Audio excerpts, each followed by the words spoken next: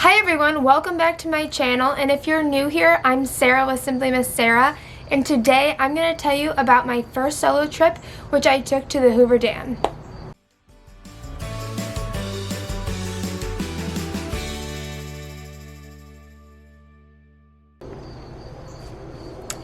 If you watched my videos, you may have seen my Las Vegas video, and I was there in June, and while I was there, I decided to go to the Hoover Dam. Now, my husband was in Vegas playing in the WSOP, which, for those of you who don't know, is a World Series of Poker. So he was committed to some tournaments there, but I wanted to go to see the Hoover Dam, and so I took my first solo trip about an hour and a half away from Vegas in our rental car to see it.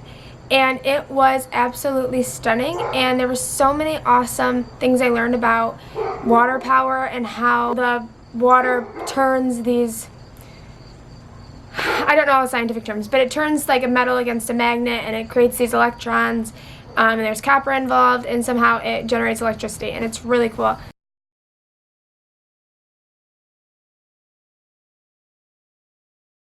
There are 9 generators, one more than we have here, for a grand total of 17 generators. Obviously, in front of you are the generators. The light at the top indicates which ones are.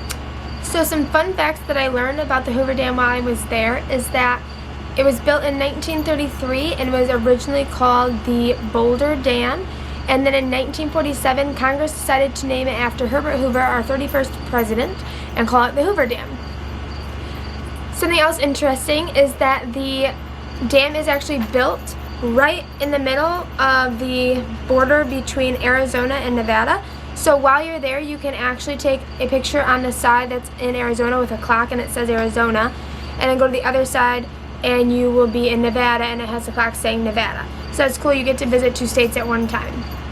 The third fact that I learned while being there is that the body of water that the Hoover Dam creates is called Lake Mead, and it's actually the largest reservoir of water in the United States by volume when it's full in the entire country. So that's pretty cool.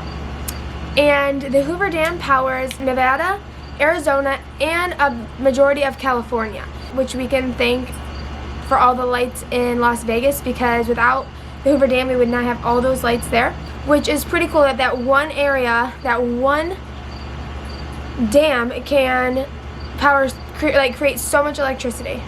And the last thing is that when the Hoover Dam was built, it actually prevents flooding of the Colorado River, which was endangering some plants and other animal species when it would overflow.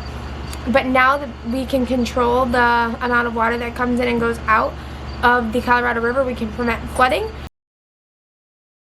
So when I had decided to go to Vegas, I knew I was thinking about going to the Hoover Dam, and I'm not exactly someone who likes to do things by myself. I really like to be with other people, but I thought, you know, if I'm here and I'm this close, I should just go, even if I have to do it by myself.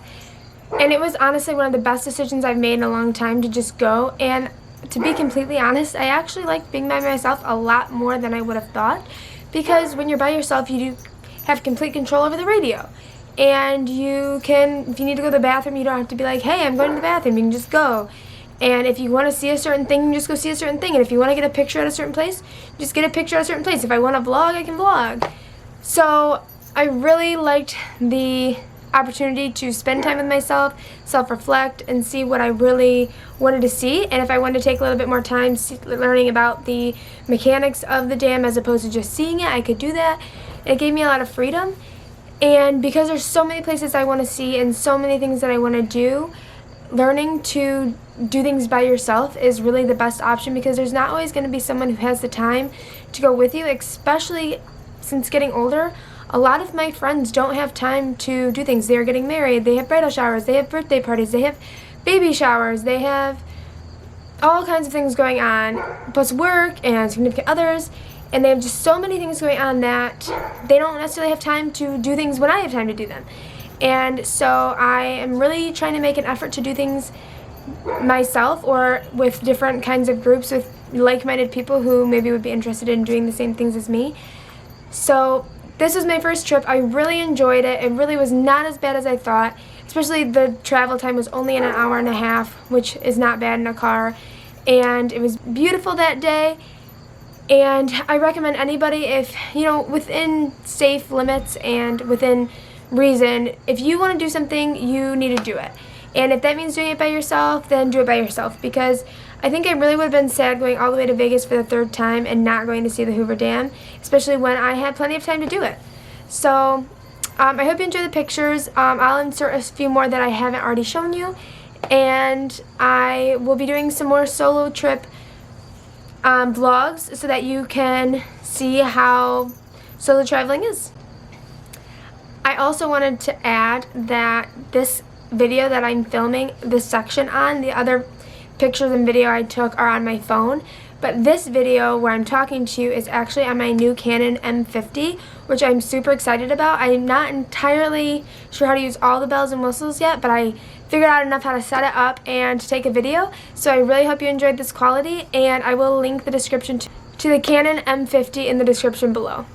I hope you enjoyed this video, and if you'd like to see more videos on my solo travel, on my van build, or just other videos I decide to do, please hit the subscribe button.